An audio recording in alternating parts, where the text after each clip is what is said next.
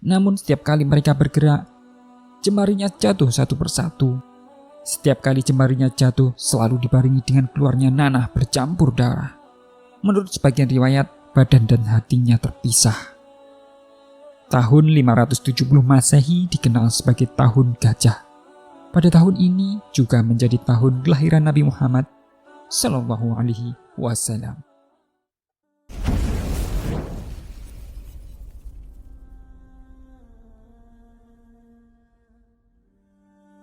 Bismillahirrahmanirrahim. Assalamualaikum warahmatullahi wabarakatuh. Allahumma salli ala Sayyidina Muhammad wa ala ali Sayyidina Muhammad. Sahabat beriman yang dirahmati Allah Subhanahu wa ta'ala, Senin 12 Rabiul Awal di tahun gajah atau 570 Masehi, tepatnya di sebuah lembah kecil yang kini menjadi kota suci Mekah, lahirlah seorang manusia agung, penghulu para nabi.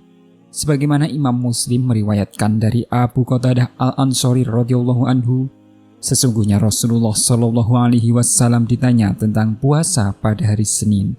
Beliau bersabda, "Pada hari itu aku dilahirkan dan wahyu diturunkan kepadaku." Hadis riwayat Muslim nomor 1162. Nabi Muhammad terlahir dari pasangan Sayyid Abdullah bin Abdul Muthalib yang merupakan seorang saudagar yang sering bepergian ke negeri Sam dan merupakan anak dari pemimpin suku Quraisy yang sangat dihormati di kalangan warga Mekah. Sementara ibunda Nabi Sayyidah Aminah merupakan pemimpin dari Bani Zuhrah. Ia adalah sosok wanita yang paling mulia dalam hal keturunan dan kedudukannya di kalangan suku Quraisy. Namun, ayah Nabi meninggal dunia saat usia kandungan ibunda Aminah baru berusia 2 bulan, sehingga Nabi Muhammad terlahir sebagai seorang anak tanpa didampingi oleh ayahnya. Sahabat beriman yang dirahmati Allah Subhanahu wa ta'ala, sebelum membahas kisah kelahiran Nabi, kita akan membahas peristiwa besar yang terjadi sebelum lahirnya Nabi Muhammad Sallallahu Alaihi Wasallam. Suatu peristiwa yang disebut dengan tahun gajah. Disebut demikian karena pada tahun itu terjadi upaya penghancuran Ka'bah yang dilakukan oleh pasukan bergajah di bawah pimpinan Abraha. Abraha sendiri dahulunya adalah seorang jenderal perang dari kerajaan Aksum. Suatu hari ia bersama Aryat dan 70.000 pasukannya diperintah oleh Raja Najasyi untuk menaklukkan kerajaan Himyar di Yaman. Menurut beberapa literatur Arab, penyerangan ini dipicu karena Raja Zunuwas yang merupakan seorang pengikut Yahudi melakukan pembantaian terhadap pengikut Kristen juga orang-orang Aksuminid di Himyar. Setelah terjadi peperangan yang sengit, Abraha akhirnya berhasil mengalahkan pasukan kerajaan Himyar. Tatkala Zunuwas menyadari kekalahannya, dia segera mengarahkan kudanya ke laut lalu memacunya dan menenggelamkan diri di kedalaman laut itu. Inilah akhir dari kekuasaan Zunuwas di Yaman. Maka setelah itu Abraha dan Aryat memasuki Yaman serta menguasai kota tersebut. Namun seiring waktu yang berlalu terjadi perselisihan antara Abraha dan Aryat, sehingga Habasah terpecah menjadi 2 kelompok besar. Setiap pihak mendapatkan dukungan dari setiap kelompok-kelompok tertentu. Perselisihan itu pun semakin memanas hingga kedua kubu bergerak untuk saling menyerang kubu lain. Setelah terjadi duel, Abraha berhasil membunuh Aryat. Maka seluruh pasukan Aryat menyambut Abraha sebagai pemimpin mereka. Ketika berita ini sampai pada Raja Najasyi, dia murka semurka-murkanya dan mengirimkan pasukan. Namun justru pasukan itu berkhianat dan berpihak pada Abraha. Sebagai seorang penguasa Yaman, Abraha mulai membangun serta memperbaiki kota itu. Salah satunya ia membangun gereja yang sangat besar dan tinggi yang tidak ada tandingannya di zaman itu. Gereja itu ia namai dengan Ka'bah Yaman karena dia ingin orang-orang Arab datang untuk melakukan ibadah haji padanya sebagaimana orang-orang berhaji di Mekah. Tatkala orang Arab mengetahui niatan Abraha tersebut, maka orang lelaki Nas'ah dari Bani Fuqaim bin Adi yang bernama Al-Kinani marah. Dia kemudian keluar mencari keberadaan gereja yang dibangun Abraha. Setelah ketemu gereja itu, dia pun masuk ke dalamnya lalu buang kotoran di dalam gereja itu. Hal ini dia lakukan sebagai ejekan bahwa katedralmu ini tidak layak dijadikan tempat ibadah haji layaknya di Mekah. Melihat katedralnya dikotori, Abraham marah besar dan bertanya siapa pelakunya. Seseorang berkata bahwa yang melakukan adalah orang Arab penduduk tempat orang melaksanakan ibadah haji. Abraham pun murka dan dia bersumpah akan datang menuju Baitullah untuk menghancurkannya. Maka dia perintahkan pada pasukan Habazah segera bersiaga untuk berangkat menuju Mekah dengan mengendarai gajah. Kabar keberangkatan Abraham ini sampai ke telinga orang-orang Arab. Mereka menanggapi dengan sangat serius dan menganggapnya urusan penting. Apalagi kedatangan Abraham berencana untuk menghancurkan Ka'bah Baitullah Al-Haram. Penduduk Arab pun menganggap bahwa peperangan melawan mereka adalah kewajiban yang harus ditunaikan.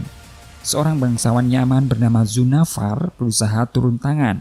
Ia menyeru kaumnya dan menyuruh bangsa Arab untuk memerangi Abraham demi mempertahankan Baitullah Al-Haram dari orang-orang yang ingin menghancurkannya. Mereka kemudian bersama-sama menghalangi gerak laju pasukan Abraham sehingga terjadi pertempuran antara kedua belah pihak. Namun sayang, Zunafar dan pasukannya kalah. Dia pun ditawan oleh Abraham.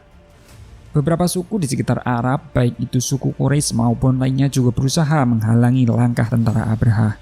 Namun nasib mereka sama, kalah dan tertawan. Bahkan tentara Abraham juga merampas harta benda penduduk Tihamah. Termasuk harta yang dirampas adalah 200 ekor unta milik Abdul Muthalib yang merupakan kakek Rasulullah. Saat itu Abdul Muthalib adalah pemimpin dan pembesar Quraisy. Setelah pasukan Abraham dekat dengan wilayah Mekah sekitar 11 kilo dari kota Mekah, mereka membangun tenda di daerah Al-Mugims. Abraham kemudian mengutus bawahannya ke Mekah untuk mencari orang yang paling dihormati di tengah mereka dan menyampaikan pesan bahwa kedatangan Abraham ke Mekah bukan untuk memerangi, melainkan untuk menghancurkan Ka'bah. Melihat pasukan Abraham semakin dekat, penduduk Mekah menjadi semakin panik, terutama kalangan wanita, anak kecil, dan orang tua. Mereka pun berlarian menyelamatkan diri dan harta mereka. Abdul Muthalib sebagai pemimpin menghimbau kepada seluruh penduduk untuk menyelamatkan diri dan berlindung ke bukit-bukit di sekitaran Mekah. Kemudian dia bersama orang Habasah dan sebagian anaknya berangkat ke markas Abraham untuk melakukan negosiasi. Saat melintasi perkemahan Abraham, Abdul Muthalib melihat beberapa orang Quraisy tertawan. Mereka diikat layaknya binatang ternak. Abdul Muthalib pun mendekat ke pintu perkemahan Abraham. Para pengawal berkuda menyambut kedatangannya dan mengantarkan Abdul Muthalib ke tenda Abraham. Setelah keduanya saling bertemu, terjadilah dialog antara Abdul Muthalib dan Abraham perihal niat tujuannya ke Mekah. Abraham pun berkata bahwa ia ingin seluruh penduduk Mekah agar tidak melakukan perlawanan, serta tunduk pada perintah Abraham dan meninggalkan sesembahan mereka. Jika mereka menolak, maka Ka'bah dan seluruh Mekah akan dihancurkan. Dengan penuh wibawa, Abdul Muthalib pun menjawab bahwa Ka'bah adalah milik Allah dan Allah lah yang akan mengurus serta melindungi miliknya. Dia juga meminta Abraham untuk meninggalkan Mekah serta mengembalikan semua unta yang mereka rampas. Mendengar jawaban Abdul Muthalib, Abraham naik pitam dan berkata, jika dia pergi tanpa menghancurkan Ka'bah, itu sama saja telah merendahkan harga dirinya, karena setiap negeri yang dia perangi selalu dihancurkan hingga penduduknya meminta belas kasihan. Abdul Muthalib pun menjawab, dia tidak perlu belas kasihannya. Dia hanya seorang pemilik unta, sedang kota Mekah serta Ka'bah adalah milik Allah. Mendengar jawaban Abdul Muthalib, Abraham pun makin marah. Dia berkata bahwa hanya dengan satu komando, seluruh Mekah akan hancur luluh lantak. Namun, sebelum itu ia ingin tahu rahasia apa yang ada di dalam Ka'bah sehingga banyak orang datang berhaji padanya. Abdul Muthalib menjawab bahwa dia tidak tahu ada rahasia apa di dalam Ka'bah. Yang ia tahu bahwa Ka'bah adalah bangunan yang terbuat dari batu dan tak ada seorang raja ataupun penguasa yang menyebarkannya sehingga terkenal ke penjuru dunia. bangunan itu telah ada sejak sebelum Nabi Adam pungkasnya. Mendengar jawaban Abdul Muthalib, Abraham merasa tidak puas dan kian marah, serta mengancam akan menghancurkan seluruh kota Mekah berikut bangunan Ka'bahnya. Melihat Abraha yang bersikeras ingin menghancurkan Ka'bah, maka Abdul Muthalib pergi meninggalkan markas Abraha. Suasana Mekah menjadi sunyi dan kian mencekam. Yang ada hanya puing-puing bekas ketakutan penduduknya. Abdul Muthalib sebagai seorang pemimpin tetap tinggal di Mekah. Beliau berjalan mengitari Ka'bah dan mencium Hajar Aswad, lalu berhenti di depan pintu Ka'bah. Sambil bersandar dan memegang pintu Ka'bah, Abdul Muthalib pun berdoa seraya menyerahkan semuanya kepada Allah dan memohon perlindungannya. Setelah berdoa, pandangan Abdul Muthalib pun tertuju pada sekumpulan benda hitam yang terbang di angkasa menuju Ka'bah. Dia pun bangkit untuk melihat. Ternyata itu bukanlah awan, tetapi burung. Allah mengirimkan pasukan burung ababil dalam jumlah ribuan, sehingga tampak seperti awan gelap yang sedang berjalan. Burung-burung itu pun terbang mengitari Ka'bah seakan seperti melakukan tawaf, sebagai isyarat bahwa mereka dikirim Allah untuk melindungi Ka'bah. Di sisi lain, pasukan Abraha terus bergerak menuju Ka'bah, bersiap untuk menyerang. Ia menempatkan gajah perangnya di posisi utama pasukan. Namun, saat pasukan gajah telah sampai di depan gerbang Mekah, atas izin Allah semua gajah perangnya berhenti dan tidak mau bergerak ke arah Ka'bah. Melihat hal itu, para pasukan heran. Mereka berusaha menarik serta mencambuk gajah agar mau bergerak. Namun justru gajah itu berontak dan berbalik arah. Seakan mereka tahu bahwa di depan ada kekuatan maha kuasa yang akan menghancurkannya jika mereka bergerak menuju Ka'bah. Gajah-gajah itu pun terus berontak hebat hingga membuat Abraha terjatuh dari singgasananya. Kemudian gajah itu pun berlari balik arah menjauhi Ka'bah. Begitu juga kuda-kuda perang semua berlari. Seakan mereka tahu bahwa di depan ada kekuatan dahsyat yang siap menghancurkan mereka. Setelah selesai tawaf, burung-burung itu pun terbang menuju ke arah tentara Abraha. Di paruhnya terdapat batu kerikil api neraka yang sangat panas. Melihat ribuan burung laksana awan gelap yang berada di atas mereka, para pasukan Abraha pun panik. Mereka berusaha kabur menyelamatkan diri. Namun, saat mereka hendak kabur, burung ababil itu kemudian menjatuhkan batu-batu yang mereka bawa kepada Abraha dan pasukannya. Jatuhnya batu laksana hujan api dari langit, sehingga mereka tak sempat lagi menghindar. Setiap yang terkena batu, tubuhnya akan terkoyak seperti daun yang dimakan ulat. Mereka pun mengerang kesakitan, hingga akhirnya mati.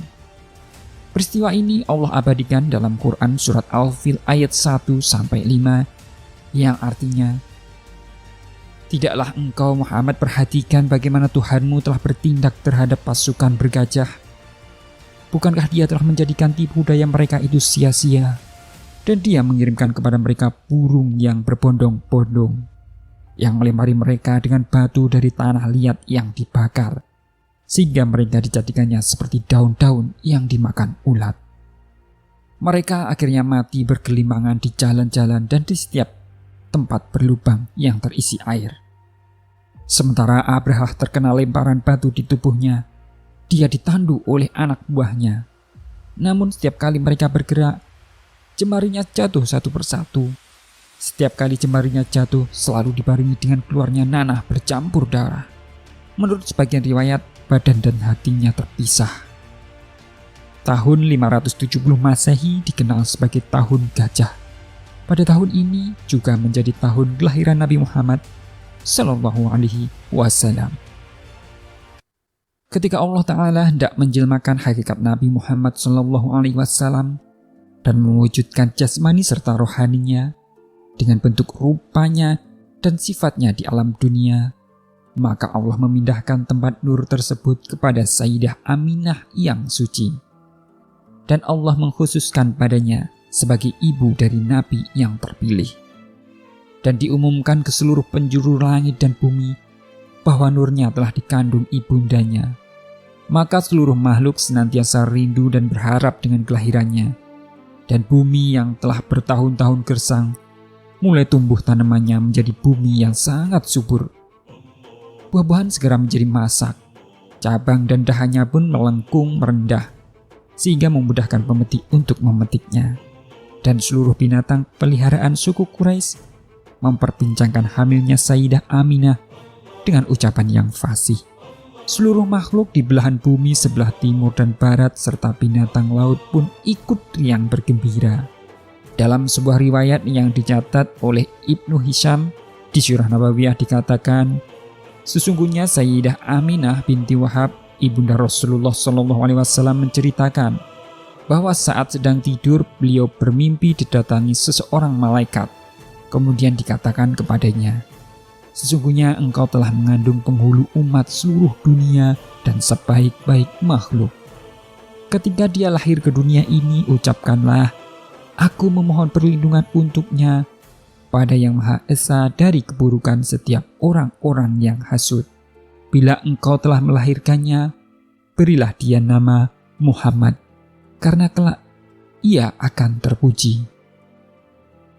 Saat mengandung Rasulullah SAW, ibunda melihat cahaya keluar dari perutnya, yang dengannya dia bisa melihat istana-istana Busra di kawasan Sam. Maka ketika beliau dalam kandungan cukup sempurna 2 bulan menurut kaul yang masyhur, wafatlah ayahanda yang bernama Abdullah di kota Madinah. Syekh Nawawi mengisahkan, Sayyid Abdullah mendapat tugas dari ayahnya Abdul Muthalib agar berangkat ke Madinah, mendapat lain ke Gaza untuk belanja buah-buahan seperti kurma dan anggur yang akan disuguhkan dalam sebuah acara. Maka berangkatlah Sayyid Abdullah bersama rombongan Quraisy yang akan berdagang. Saat perjalanan pulang ke Mekah, kondisi kesehatan Sayyid Abdullah menurun. Untuk memulihkan stamina, beliau pun kemudian memutuskan singgah di salah satu kerabatnya, Bani Adi dari suku Najjar, berharap kesehatan bisa kembali normal. Sementara itu, kafilah yang satu rombongan dengan Sayyid Abdullah tetap melanjutkan perjalanan pulang ke Mekah. Rupanya Allah berkehendak lain. Sebulan lamanya Sayyid Abdullah dirawat di Bani Adi, tak ada tanda-tanda datangnya kesembuhan. Bahkan kesehatan beliau semakin memburuk. Di tempat lain, Abdul Muthalib melihat kafilah yang sebelumnya Sayyid Abdullah masuk di dalamnya ternyata sudah sampai di Mekah. Ia pun mencari anak kesayangannya itu, tapi ternyata sudah tidak ditemukan. Sesaat kemudian akhirnya diketahui bahwa Abdullah tidak ikut rombongan pulang karena jatuh sakit dan sedang dalam perawatan keluarga Bani Adi. Mendengar kabar kurang menyenangkan ini, Abdul Muthalib langsung mengutus anak sulungnya bernama Harits untuk menjenguk Sayyid Abdullah. Saat sampai di Madinah, betapa kaget dan sedihnya Harits ketika mendapati adiknya yaitu Sayyid Abdullah telah wafat dan dimakamkan di Dar An-Nabiwah. Harits tidak lama tinggal di Madinah karena ia harus segera pulang ke Mekah untuk menyampaikan kabar duka ini pada ayahnya. Saat sampai Mekah, betapa sedihnya Abdul Muthalib mendengar kepergian anaknya yang tercinta. Air mata pun mengalir dengan deras menangisi kepergian Sayyid Abdullah. Ketika beliau SAW sudah cukup sempurna 9 bulan dalam kandungan menurut pendapat yang rajih, dan sudah masanya beliau akan lahir ke dunia ini, di malam itu bintang-bintang Zuhrah merendah ikut menghormati beliau SAW dan memancarkan sinarnya yang terang sampai ke dataran rendah dan dataran tinggi di bumi haram. Dan bersamaan dengan itu keluarlah cahaya yang menerangi gedung-gedung bertingkat di negeri Sam, sehingga seluruh penduduk kota Mekah dapat menyaksikannya. Istana di kerajaan Kisra luluh lantak berserakan. 14 menara tinggi yang menjulang ke angkasa pun runtuh berantakan. Begitu juga dengan berhala di dalam Ka'bah pun ikut luluh lantak, karena tergoncang dengan kejadian besar kelahiran Nabi Muhammad SAW. Semua api pemujaan di seluruh tanah jajahan Persia padam seketika karena terbitnya purnama Muhammad SAW yang bersinar terang. Air Zam-Zam melimpah sebagai tanda lahirnya manusia yang agung penuh berkah. Pada malam itu datang pula Siti Asiyah dan Siti Maryam beserta para pengiringnya yang terdiri dari bidadari-bidadari surga berkunjung kepada Sayyidah Aminah sebagai penghormatan atas lahirnya Nabi Agung Muhammad Sallallahu Alaihi Wasallam. Dan tak lama kemudian ibunda Nabi bersalin. Lahirlah Nabi Muhammad Sallallahu Alaihi Wasallam dengan bercahaya yang sangat cemerlang. Cahayanya laksana bulan purnama sehingga memenuhi seluruh angkasa raya. Kelahiran beliau merupakan hari kejayaan yang diperoleh oleh Sayyidah Aminah, kejayaan yang belum pernah diperoleh oleh wanita-wanita lain di bumi. Setelah melahirkan Rasulullah Shallallahu Alaihi Wasallam, ibundanya mengutus seorang menemui kakeknya, Abdul Muthalib. Lalu dia segera menghadap dan melihatnya dengan rasa hati yang bergembira atas kelahiran cucunya. Tradisi masyarakat Arab, jika ada salah seorang yang melahirkan, maka mereka akan memberi nama sesuai kesukuannya, lalu mengumumkan nama anak itu di depan berhala yang berada di sekitaran Ka'bah. Berbeda dengan Abdul Muthalib, kakek Nabi Muhammad, karena beliau adalah orang yang mengimani dan taat pada ajaran Nabi Ibrahim, sehingga tradisi itu tidak beliau lakukan. Tiba giliran Bani Hasyim mengumumkan kelahiran di depan suku lainnya. Beliau mengambil Nabi dari ibundanya, lalu membawanya menuju ke Hajar Aswad untuk bertabaruk, mengharap berkah dari batu surga yang telah ada sejak Nabi Adam. Kemudian ia berjalan menuju pintu Ka'bah dan masuk ke dalamnya. Abdul Muthalib pun berdoa dan bersyukur kepada Allah atas segala nikmat yang diberikan kepadanya. Orang-orang pun menunggu dengan rasa yang penuh keingintahuannya akan diberi nama siapa cucu sang pemimpin Bani Hasyim itu. Setelah keluar dari dalam Ka'bah, kemudian Abdul Muthalib berjalan menuju Hijr Ismail. Dengan penuh keyakinan dia mengumumkan di depan kaumnya bahwa nama cucu kesayangannya adalah Muhammad Sallallahu Alaihi Wasallam. Menurut para ulama, tidak diketahui seorang pun dalam bangsa Arab yang menggunakan nama ini sebelum Rasulullah dilahirkan. Maka ketika kakek Rasulullah mengumumkan, orang-orang pun terheran bagaimana dia bisa menamainya dengan nama yang tidak seorang pun dari nenek moyang maupun kaumnya pernah menggunakan nama itu. Abdul Muthalib menjawab, "Sesungguhnya aku mengharapkan seluruh penduduk bumi memujinya." Suasana segera kembali ceria dan menyambut dengan sukacita kelahiran cucu pemimpin Bani Hasyim. Kemudian Abdul Muthalib menyerahkan kembali Rasulullah kepada ibunda Aminah. Sebagai ungkapan syukur atas karunia yang dia terima, Abdul Muthalib kemudian mengadakan walimah dan jamuan makan kepada penduduk Mekah, terutama kepada kalangan orang miskin yang berada di sekitaran Mekah. Bangsa Arab di masa lalu memiliki kebiasaan menyusukan anak kepada perempuan lain, terutama bagi orang-orang Arab yang berdomisili di kota. Mereka sering menitipkan anak untuk disusui oleh penduduk kampung. Hal ini dilakukan untuk menghindarkan anak dari pengaruh kehidupan kota, menguatkan fisik, dan menjaga kemurnian serta kefasihan berbahasa. Begitu juga Nabi Muhammad kecil, selain disusui oleh ibundanya, juga pernah disusui selama beberapa hari oleh Suwaibah al-Aslamiyah yang merupakan budak dari Abu Lahab. Selain itu juga Halimah As-Sa'diyah dari kabilah Bani Sa'ad. Perkampungan ini terletak kurang lebih 155 km dari kota Mekah. Suatu hari, beliau bersama suaminya keluar dari perkampungan sambil membawa seorang anak kecil yang sedang disusuinya. Bersama dengan wanita-wanita Bani Bakar, mereka pun keluar guna mencari anak-anak untuk disusui. Tahun itu adalah tahun kering dan tidak menyisakan apapun dari makanan, sehingga memaksa mereka berangkat dengan mengendarai keledai yang berwarna putih dan seekor unta tua. Ketika malam tiba, mereka semua tidak bisa memejamkan mata karena tangis anak-anak kecil yang ikut bersama mereka. Mereka menangis karena lapar, sementara air susu tidak bisa mengenyangkannya. Demikian pula dengan unta tua yang mereka miliki tidak lagi menghasilkan susu setetes pun. Perjalanan yang lama dan panasnya padang pasir semakin menambah kelaparan dan kelelahan mereka.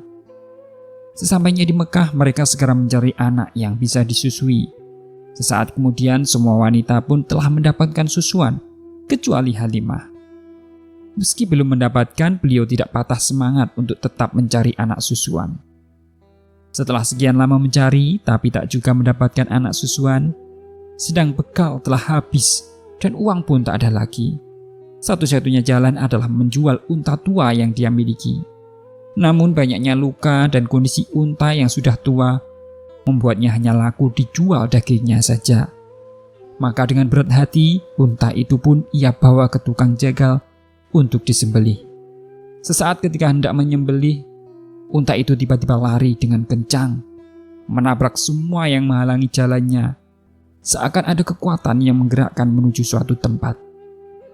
Halimah yang saat itu sedang minum melihat untanya lari, kemudian ia mengejar unta itu. Hingga sesampainya di depan halaman sebuah rumah, unta tersebut pun berhenti lalu duduk. Perlahan Halimah masuk ke dalam rumah itu untuk mengambil kembali untanya. Namun unta tak bergeming, seakan dia ingin pemilik rumah tersebut menungganginya. Sayyidah Aminah yang mengetahui ada tamu di depan rumahnya, mempersilakan masuk, kemudian menjamunya, serta memintanya untuk meletakkan bayi yang digendong agar bisa beristirahat.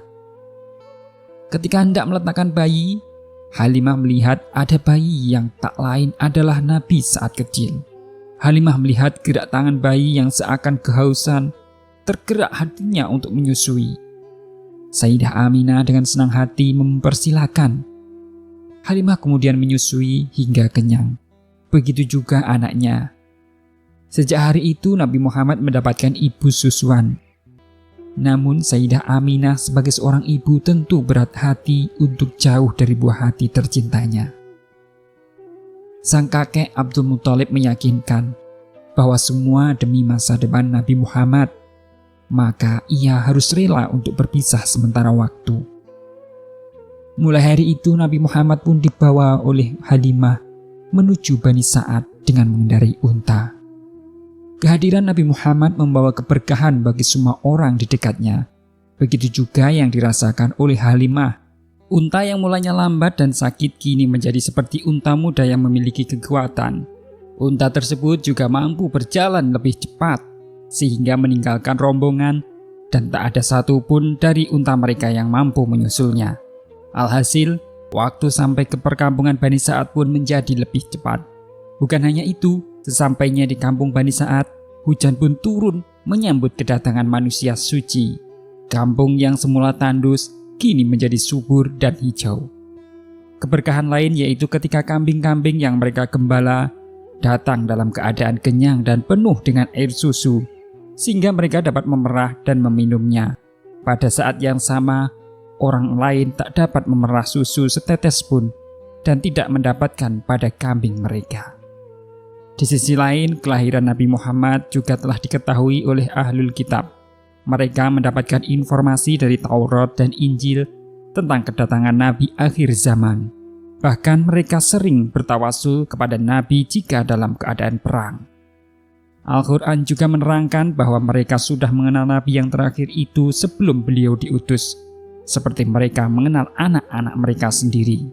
Namun, kedengkian para pendeta terutama orang Yahudi karena ternyata Nabi terakhir bukan dari golongan mereka mengingkari dan justru hendak melakukan pembunuhan kepada Nabi Muhammad. Mereka rela untuk membayar orang demi mendapatkan Nabi akhir zaman. Setelah menyusui Rasulullah SAW sampai sempurna 2 tahun, Halimah mengantarkan beliau SAW ke Mekah. Betapa bahagia Ibunda Aminah setelah 2 tahun tidak berjumpa, kini dapat bertemu kembali dengan buah hati tercintanya. Namun karena kondisi Mekah saat itu dilanda wabah penyakit dan terlebih para pendeta Yahudi terus mencari keberadaan Nabi akhir zaman, maka kakek Nabi Abdul Muthalib meminta Halimah untuk membawa kembali Nabi Muhammad ke perkampungan Bani Sa'ad. Kesedihan Sayyidah Aminah tak terbendung. Baru saja rindu terobati, kini harus terpisah lagi dengan belahan hatinya. Semua ibu tentu ingin selalu dekat dengan buah hatinya.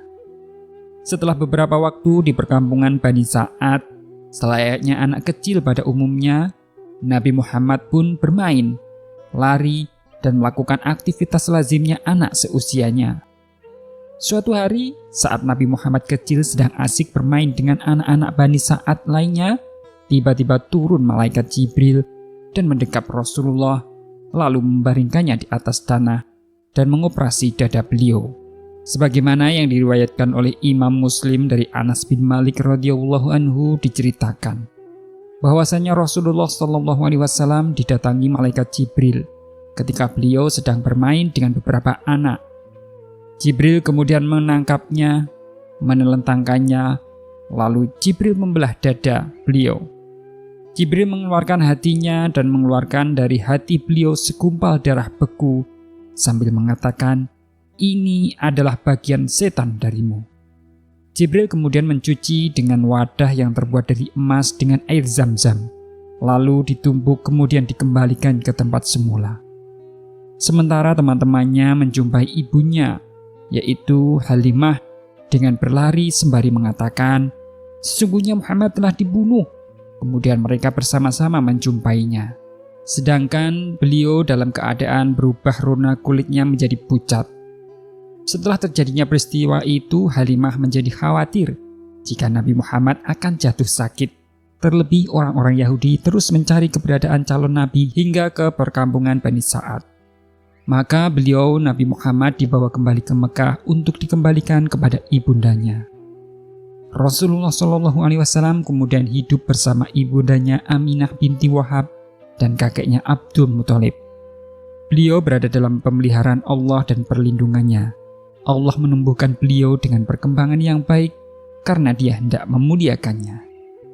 Rasulullah hidup bersama ibunya selama 3 tahun. Atau hingga beliau berusia 6 tahun. Selain mendapatkan perhatian penuh dari ibundanya, Rasulullah juga mendapatkan perhatian dari kakek, paman, bibi, dan sepupunya. Meski sudah dikaruniai seorang anak yang begitu cemerlang, Sayyidah Aminah masih saja terkenang dengan almarhum suaminya, Sayyid Abdullah bin Abdul Muthalib. Maka ketika Nabi berusia 6 tahun, Sayyidah Aminah mengajak putranya itu untuk berziarah ke makam Sayyid Abdullah di Yathrib, atau yang sekarang dikenal dengan kota Madinah. Sayyidah Aminah mengajak serta Ummu Aiman, budak warisan dari suaminya, untuk menemani perjalanannya ke Yathrib. Mereka ikut serta bersama dengan sebuah kafilah untuk sampai di Yathrib.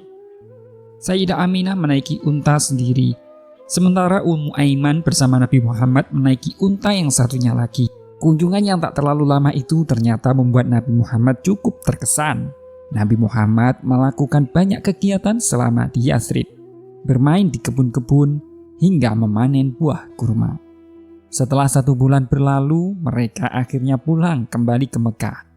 Namun siapa sangka Sayyidah Aminah jatuh sakit di tengah perjalanan ketika sampai di Abwa, sebuah desa yang jaraknya sekitar 140 km dari Madinah ke Mekah. Ini menjadi momen kebersamaan Rasulullah dengan ibundanya yang terakhir. Karena beberapa saat setelah menahan rasa sakit, Sayyidah Aminah akhirnya menghembuskan nafas terakhirnya.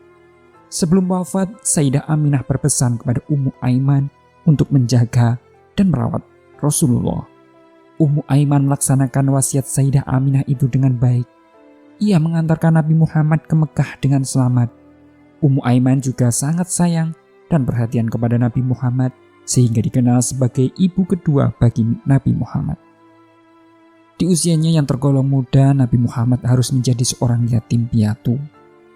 Setelah ibundanya meninggal, selanjutnya Nabi diasuh oleh kakeknya yang bernama Abdul Muthalib. Beliau begitu sayang kepada Nabi. Ketika melihat cucunya kembali dari berziarah ke Madinah dengan keadaan yatim piatu, hatinya merasa begitu sedih. Beliau langsung menyatakan bahwa ia sendiri yang akan merawat Nabi, sekaligus menjadi benteng pelindung bagi cucu kesayangannya itu. Beliau bagikan kuasa di tengah gurun yang tandus, di tengah kerasnya suku-suku yang ada. Beliau lembut tetapi berwibawa. Sayangnya kebersamaan mereka tidak berlangsung lama, karena 2 tahun lebih 2 bulan setelahnya Abdul Muthalib meninggal dunia. Ketika itu Nabi berusia 8 tahun dan beliau merasa begitu sedih. Nabi menangis hingga ke pemakaman. Sebab bagi Nabi kakeknya merupakan orang yang sangat baik dan berjasa dalam kehidupannya. melindungi, dan memperhatikan Nabi sejak lahir. Bahkan sebelum meninggal, Abdul Muthalib telah menitipkan hak asuh Nabi kepada pamannya, Abu Thalib. Ia adalah saudara laki-laki ayahnya Rasulullah. Abu Thalib menerima amanah itu dengan senang hati dan ikhlas. Sehingga sejak saat itu Nabi Muhammad kecil pun hidup bersama pamannya. Abu Thalib adalah orang yang baik hati dan juga penyayang. Bahkan menyayangi Nabi Muhammad kecil seperti anak kandungnya sendiri. Sampai-sampai Abu Thalib tidak mau tidur jika tidak di samping Nabi Muhammad kecil. Seiring berjalannya waktu, Nabi Muhammad kecil pun menyadari bahwa pamannya bukanlah seorang yang kaya raya. Kondisi ekonomi pamannya sangat memprihatinkan, ditambah pamannya memiliki anak yang banyak. Suatu ketika Nabi Muhammad kecil menyampaikan keinginannya untuk menggembala kambing kepada pamannya. Nabi menggembala kambing milik penduduk kota Mekah. Di lain kesempatan, Nabi Muhammad juga melakukan hal yang sama, membantu meringankan beban ekonomi Abu Thalib, namun dengan cara yang berbeda, yaitu menemani Abu Thalib berdagang. Suatu hari Abu Thalib melakukan ekspedisi dagang ke Syam bersama kafilah Quraisy. Nabi Muhammad yang kala itu masih berumur 12 tahun ikut serta bersamanya. Perjalanan yang jauh ditempuh dengan kendaraan unta, melewati panasnya padang pasir yang luas. Ketika rombongan bisnis Quraisy sampai di Busra, sebuah kawasan di Syam, ternyata di sana hidup seorang pendeta bernama Buhairah sedang berada di rumah ibadahnya. Ia adalah mantan seorang Yahudi yang menjadi rahib Kristen dan paling tahu tentang agama Kristen.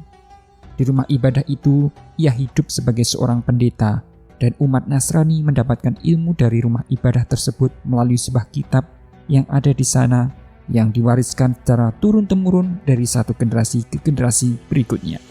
Pada tahun itu, rombongan Quraisy berhenti di Busra, di mana sebelumnya mereka senantiasa melewatinya. Namun, Buhairah tidak pernah mau berbicara dan tidak mempedulikan mereka hingga tahun itu. Tatkala rombongan berhenti di dekat rumah ibadah Buhairah, ia membuatkan makanan yang sangat banyak untuk mereka. Pendeta Buhairah melakukan itu semua menurut sebagian besar ulama karena ada sesuatu yang dia lihat saat berada di dalam rumah ibadahnya. Ia melihat Rasulullah SAW berada di tengah-tengah rombongan Quraisy, sedang awan menaungi beliau di tengah panasnya terik matahari.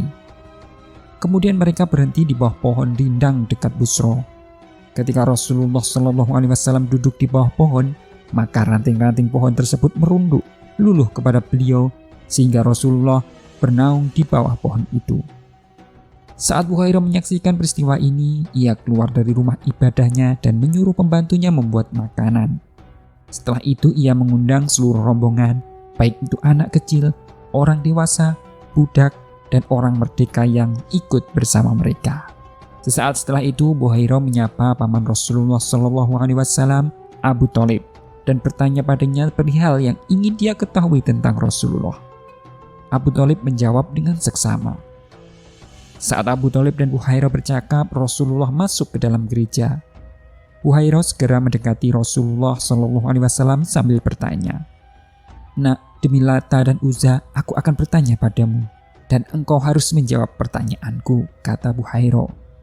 Mendengar rahib itu mengucapkan nama Lata dan Uzza, Nabi Muhammad pun menjawab, "Jangan engkau bertanya padaku atas nama Lata dan Uzza.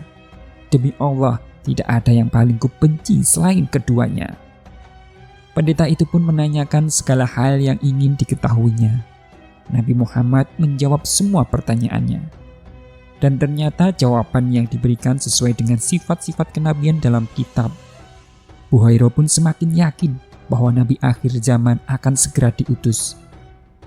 Lalu Buhairah meminta Abu Thalib segera membawa pulang Nabi ke negeri Mekah. Buhairah juga berpesan kepada Abu Thalib agar ia berhati-hati terhadap rencana jahat orang-orang Yahudi. Allah telah mentakdirkan Nabi terakhir berasal dari bangsa Arab, dan Nabi itu adalah Muhammad SAW. Sementara orang-orang Yahudi menginginkan agar status kenabian itu selamanya milik Bani Israel. Itulah sebabnya mereka akan selalu berusaha untuk membunuh Nabi Muhammad jika mereka mendapatkan kesempatan. Selesainya urusan dagang di Syam, Abu Thalib pun langsung membawa Nabi Muhammad pulang ke Mekah. dikatakan ada 3 orang ahli kitab, yaitu Zurair, Tamam, dan Daris menyaksikan Nabi Muhammad sebagaimana yang dilihat oleh Buhairah ketika perjalanan bersama Abu Thalib.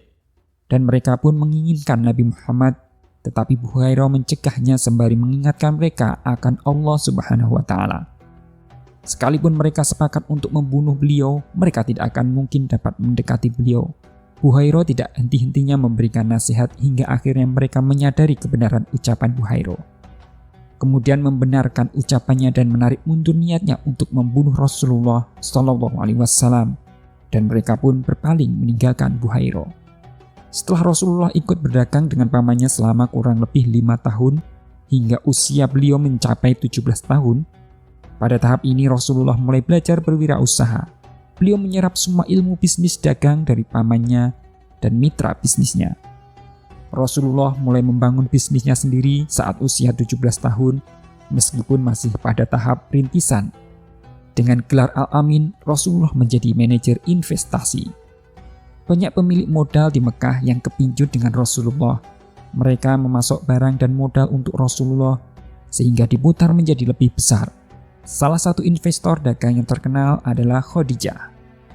Ketika Khadijah mendengar tentang pribadi Rasulullah, kejujuran beliau dan keindahan akhlaknya, ia mengutus orang untuk menemui Rasulullah.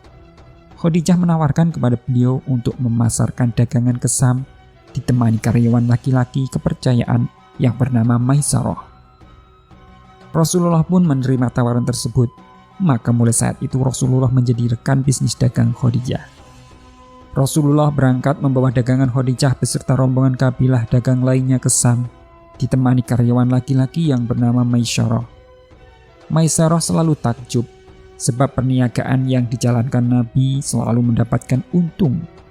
Bukan hanya itu, ia juga melihat keajaiban yang tidak pernah disaksikan sebelumnya, yaitu ketika di tengah teriknya matahari sepanjang perjalanan menuju Syam, Maisarah melihat Rasul dinaungi 2 malaikat, sehingga beliau terhindar dari sengatan panasnya matahari. Ketika sampai di Busra, suatu kawasan di Syam, Rasulullah berteduh di bawah pohon dekat tempat ibadah seorang pendeta bernama Nasturo. Pendeta Nasturo yang melihat kejadian itu, ia bertanya kepada Maisarah, siapa lelaki yang berhenti dan bernaung di bawah pohon? Setelah dijawab oleh Maisarah, kemudian pendeta Nasturo pun berkata, yang bernaung di bawah pohon itu pasti seorang nabi. Kecakapan dan kejujuran Rasulullah dalam berdagang membuat barang dagangan laku dan mendapatkan untung yang besar. Setelah selesai berbelanja keperluan dagang untuk dibawa ke Mekah, Rasul dan Maisarah pun pulang menuju Mekah. Beliau sampai di Mekah siang hari, sedang Khadijah saat itu berada di kamar.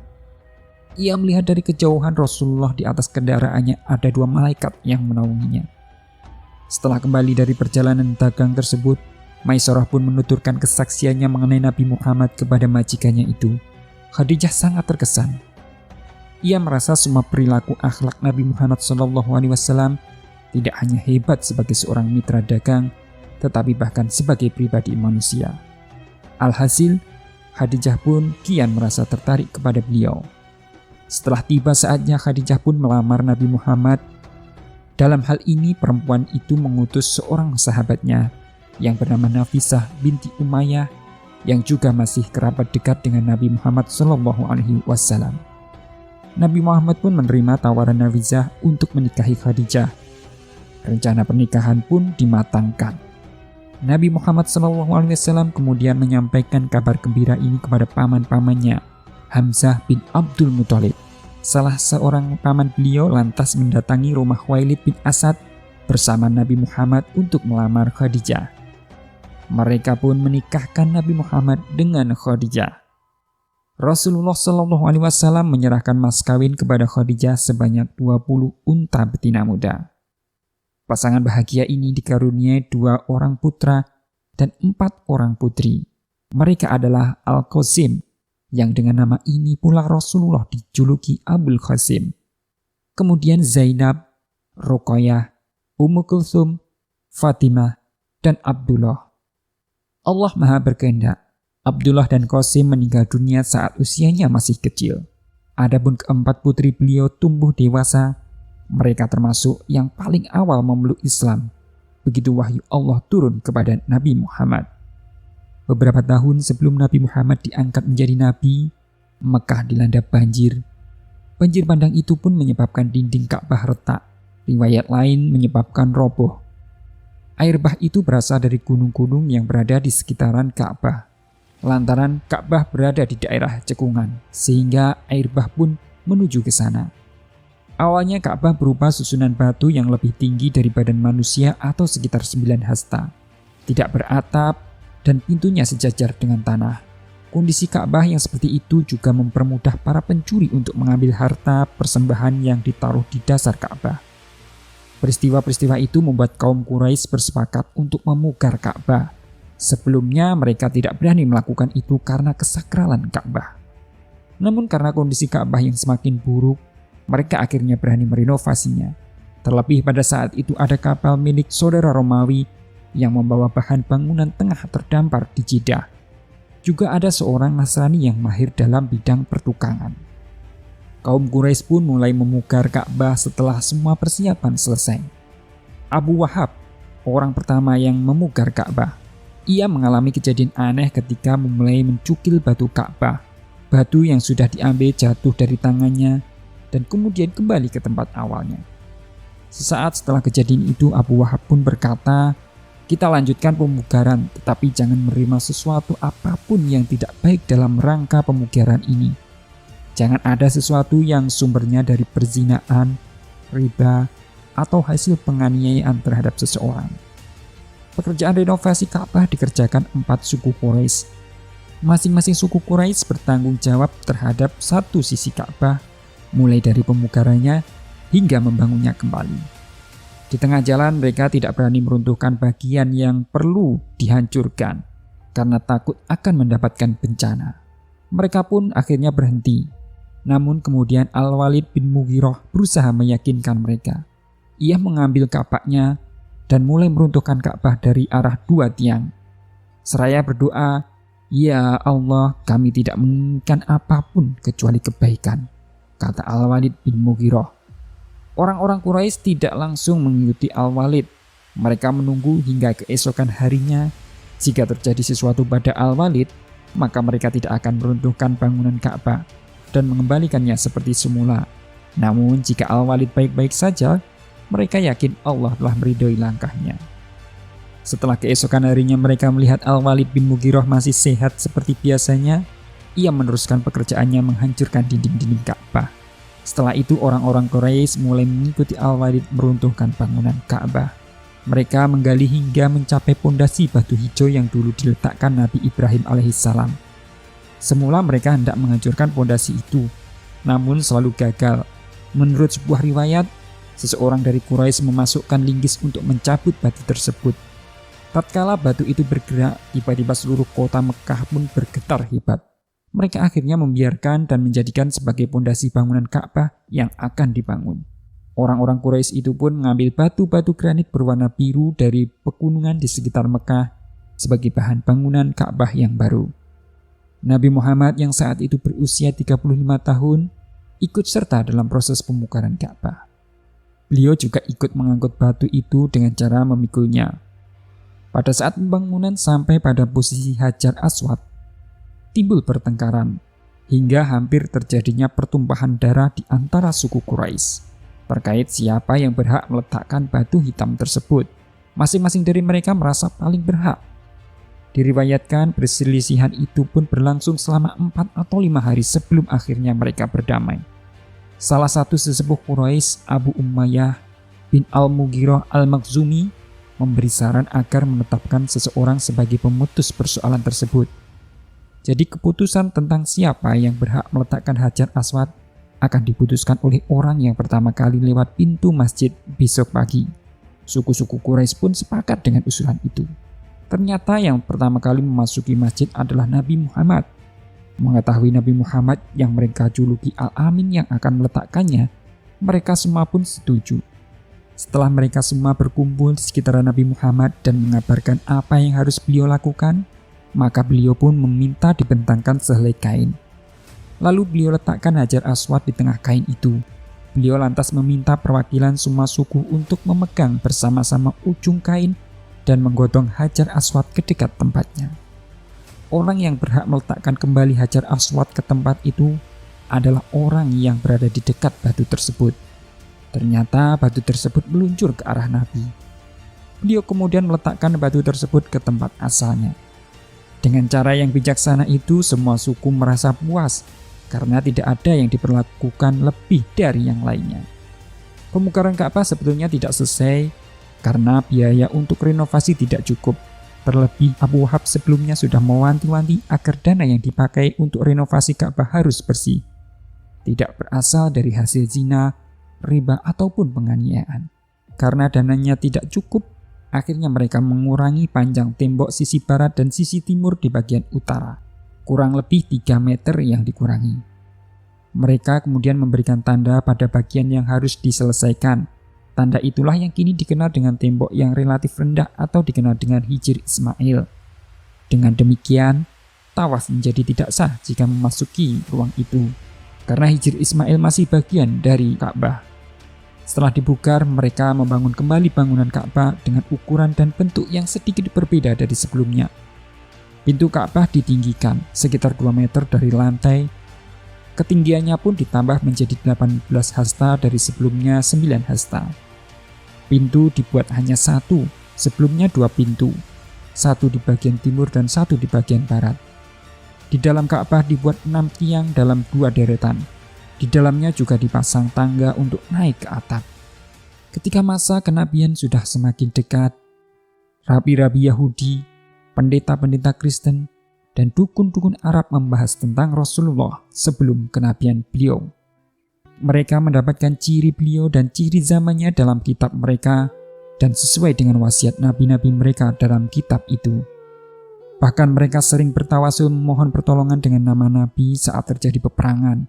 Sedangkan dukun-dukun Arab, mereka didatangi setan-setan dari bangsa jin yang membawa berita yang mereka curi. Di antara kemampuan yang Allah berikan pada jin atau setan adalah kemampuan mencuri berita langit. Sebelum Nabi Muhammad lahir, setan biasa naik ke tempat di langit lalu mencuri berita. Para setan ingin mencuri berita sebelum kejadian itu terjadi. Kemudian berita langit ini akan disampaikan oleh setan pada tukang sihir dan dukun. Dari berita yang mereka dengar, mereka reka-reka menjadi 1000 kedustaan. Namun kini mereka tidak lagi bisa naik dan mencuri berita itu. Sebab jika mereka memaksakan diri hendak naik ke atas untuk mencuri berita, maka bintang-bintang berapi akan menghantam mereka, sebagaimana firman Allah dalam Al-Quran surat Al-Jin ayat 8 dan 9 yang artinya, "Dan sesungguhnya kami telah mencoba mengetahui rahasia langit, maka kami mendapatinya penuh dengan penjagaan yang kuat dan panah-panah api. Dan sesungguhnya kami dahulu dapat menduduki beberapa tempat di langit itu untuk mendengarkan berita-beritanya. Tetapi sekarang barang siapa yang mencoba mendengarkan berita itu, tentu akan menjumpai panah api yang mengintai untuk membakarnya." Dukun lelaki dan dukun wanita Arab tiada henti mengungkap tentang hal yang berhubungan dengan Rasulullah. Tapi orang-orang Arab tidak peduli, hingga saat Allah mengutus Rasulullah sebagai nabi dan ramalan-ramalan dukun tersebut menjadi kenyataan. Saat itulah orang-orang Arab baru mengetahui berita tersebut. Tatkala Rasulullah berumur 40 tahun, Allah yang Maha Tinggi mengutusnya sebagai rahmat bagi alam semesta dan pembawa kabar gembira bagi seluruh umat manusia. Sebelum beliau diutus, Allah telah mengambil perjanjian kepada seluruh nabi supaya mereka beriman kepadanya, membenarkannya, dan menolongnya menghadapi orang-orang yang memusuhinya. Allah juga mengambil perjanjian dari mereka supaya mereka mengabarkan hal tersebut kepada orang-orang beriman dan membenarkan mereka sehingga kebenaran dapat ditegakkan. Wahyu yang pertama kali diterima Rasulullah ketika Allah berkehendak memuliakannya dan memberikan rahmat kepada hamba-hambanya adalah berupa mimpi yang benar. Dan tidaklah beliau bermimpi dalam tidurnya kecuali pasti beliau melihatnya laksana rekahan sinar pagi. Mulai saat itu Allah menjadikan Rasulullah suka menyendiri dan tiada pekerjaan yang lebih beliau sukai daripada menyendiri. Pada bulan itu Rasulullah berdiam diri di Gua Hira sebagaimana biasa dilakukan pada setiap tahunnya. Beliau senantiasa menyuguhkan makanan kepada orang-orang miskin yang datang kepada beliau. Usai melakukan hal itu, beliau pergi ke Ka'bah untuk melakukan tawaf sebanyak 7 kali, baru kemudian beliau pulang ke rumah. Begitulah yang terus terjadi, hingga Allah mengutusnya sebagai seorang nabi pada 17 Ramadan 610 Hijriah. Saat itu, beliau berangkat ke Gua Hira dengan disertai istrinya. Malam itu Allah memuliakan beliau dengan menganugerahkan kerasulan dan merahmati hamba-hambanya dengan rahmat itu. Malaikat Jibril datang dengan membawa perintah Allah Ta'ala. Malaikat Jibril mendatangi beliau dengan membawa secari kain sutra yang di dalamnya terdapat tulisan. Malaikat Jibril pun berkata, "Bacalah." Rasulullah menjawab, "Aku tidak bisa membaca." Malaikat Jibril mendekap beliau dengan kain sutra tersebut hingga merasa seolah-olah beliau sudah mati. Kemudian melepaskannya dan berkata, "Bacalah." Rasulullah menjawab, "Apa yang mesti aku baca?"